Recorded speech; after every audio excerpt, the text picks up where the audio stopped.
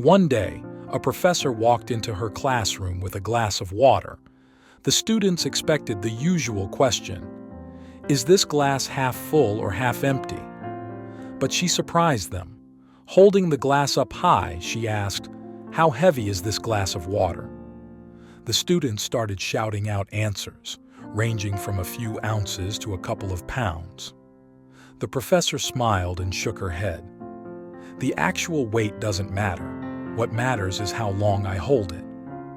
If I hold it for a minute, it's not a problem.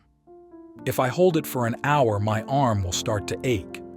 If I hold it for a day, my arm will feel numb and paralyzed. The weight of the glass doesn't change, but the longer I hold it, the heavier it becomes." The students were intrigued. She continued, "The stresses and worries in life are like this glass of water. Think about them for a while, and nothing happens.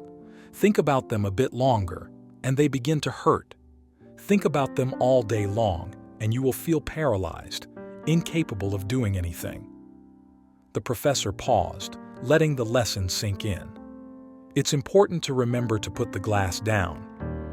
One student raised his hand and asked, "But how do we put the glass down, especially when life is so demanding and stress is constant?" The professor nodded, acknowledging the difficulty of the question. "Good question. Life will always have its share of stresses, but the key is to take breaks and not let these worries consume you. Take a moment to breathe, to relax, and to do things you enjoy.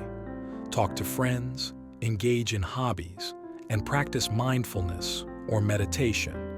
These are ways to put the glass down, even if just for a little while."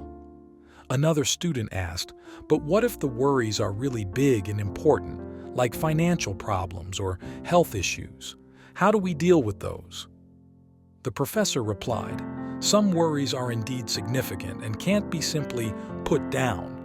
In those cases, it helps to break them into smaller, more manageable parts. Seek support from friends, family, or professionals. Tackle what you can control and try to accept what you can't. The idea isn't to ignore the problems, but to prevent them from overwhelming you." She then asked everyone in the class to stand up and hold an imaginary glass of water. Feel the weight? Now imagine holding it for hours.